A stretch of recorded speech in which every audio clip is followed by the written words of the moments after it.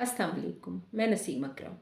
आज मैं आपसे बात करना चाहती हूँ। खैबर पख्तूनख्वा असेंबली ने हाल ही में action in aid of civil power act के ख़ात्मे की जो करारदाद पेश की है उसके हवाले से।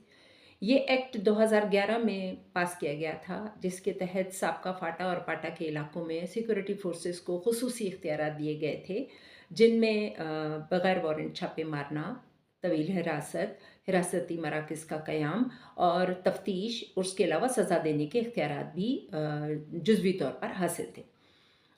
ये जो इख्तियारात थे, इनके तहत सूबे के अंदर जो दहशतगर्दी की कार्रवाइयाँ हो रही थी, उनसे निमटना मकसूद था। और ये जब 2018 में फाटा और पाटा सूबे के साथ ज़म हो गए, तो इस एक्ट का इतलाक़ पूरे सूबे तक फैला दिया गया। 2013 से आज तक इस सूबे में पीटीआई की हुकूमत है।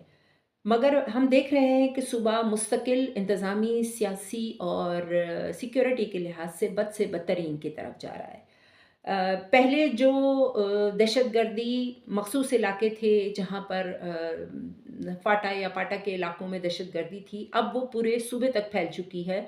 और हम देख रहे हैं कि दहशतगर्द अपनी वीडियोज़ जारी करते हैं बिला खौफ़ व ख़तर। वो पुलिस और जो आम सिविलियंस हैं उनको अगवा करते हैं, पुलिस एहलकारों और अफ़सरान को शहीद करते हैं, उनकी टारगेट किलिंग करते हैं और इस तरह उन्होंने सूबे के अंदर दहशतगर्दी का एक बाज़ार गर्म कर रखा है। सूबे की जो इस वक़्त हुकूमत है वो पीटीआई की है और असेंबली में उनको वाज़ेह बरतरी हासिल है। इसका मतलब ये है कि उनके पास सूबे की जनता का वोट है। लेकिन अपनी जनता के वोट के हवाले से वो कितने गैर ज़िम्मेदार हैं, इसका अंदाज़ा आप इस बात से लगाएँ कि सूबे के अंदर अमन-ओ-अमान की बिगड़ती हुई सूरत-ए-हाल के बावजूद ना तो उन्होंने पुलिस के महकमे को जो वसाइल चाहिए थे, जो नफ़री चाहिए थी वो फ़राहम की, जो प्रोफ़ेशनल ट्रेनिंग चाहिए थी वो फ़राहम की, जो इक्विपमेंट चाहिए था वो फ़राहम किया। बख्तरबंद गाड़ियाँ या जो भी इस तरह की ज़रूरियात थी वो पूरी की। ना सीटीडी को उन्होंने जो है वो सलाहियत दी जिसके ज़रिए वो काउंटर टेररिज़्म के ऑपरेशंस कर सके। और दूसरी तरफ वो सिक्योरिटी फ़ोर्सेस के हवाले से भी action in aid of civil power act को ख़त्म करने का जो है वो इंदिया दे देते हैं। इस तरह वो सूबे को सिक्योरिटी के हवाले से एक नए बहरान में डालना चाहते हैं।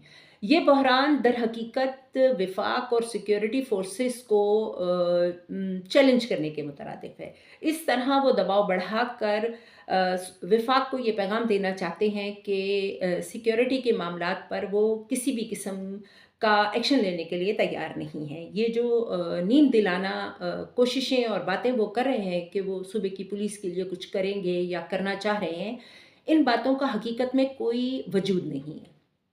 इसलिए कि अगर सूबे की पीटीआई सरकार सूबे के अमन-ओ-अमान के हवाले से संजीदा होती, तो सूबा इस सूरत-ए-हाल से दो-चार ना होता। सारी पाकिस्तान को ये पता है कि पीटीआई तालिबान की अपोलोजिस्ट है, सिम्पैथाइज़र है, उनकी साथी है और तालिबान दर हकीकत पीटीआई का दहशतगर्द विंग है।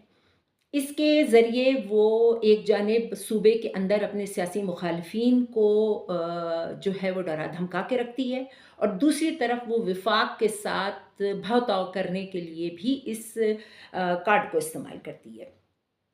हालिया दिनों में अफ़गानिस्तान के साथ कशीदगी के दौरान भी पीटीआई की जो पख्तूनख्वा सरकार है, उसका जो झुकाव है, वो पाकिस्तान के साथ या वफ़ाक के साथ नहीं है। और हाल ही में उन्होंने एक नया मुतालबा भी जड़ दिया है कि पाकिस्तान अफ़गानिस्तान के साथ अपनी ख़ारिजा पॉलिसी को बनाते वक़्त खैबर पख्तूनख्वा की हुकूमत को भी ऑन बोर्ड ले। बड़ा मज़े का ख़ेज़ किस्म का ये मुतालबा है। लेकिन इसके बावजूद ये जो action in aid of civil power act है, अगर ये ख़त्म होता है तो इसके तहत जो लोग गिरफ़्तार हैं दहशतगर्दी के मुख्तलिफ़ मुकदमात में, जिनमें ख़तरनाक जराइम में मुलविस दहशतगर्द भी शामिल हैं, तो उनके हवाले से क्या होगा?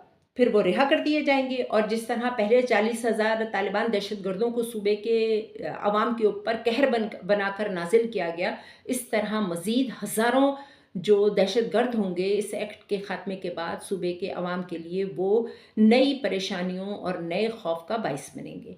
मेरी दरख्वास्त है कि वफाकी हुकूमत और सिक्योरिटी के इदारे इस मामले को संजीदगी से लें। सूबा इस वक्त एक इंतहाई खलेंडरे, नातजुर्बाकार और जो इंतहाई कम अक्ल किस्म के वज़ीर आला हैं सुहेल आफरीदी, उनके हाथ में है, और जो उनकी काबीना है उसके अंदर भी कोई ऐसा समझदार बाशऊर सियासतदान दिखाई नहीं दे रहा जो सूबे के अंदर तबाही और बर्बादी के ये जो दहशतगर्दी है इसको रोकने का कोई हल निकाल सके या वफाक के साथ और सिक्योरिटी फोर्सेस के साथ एक टेबल पे बैठ के कोई पॉलिसी वज़ा कर सके।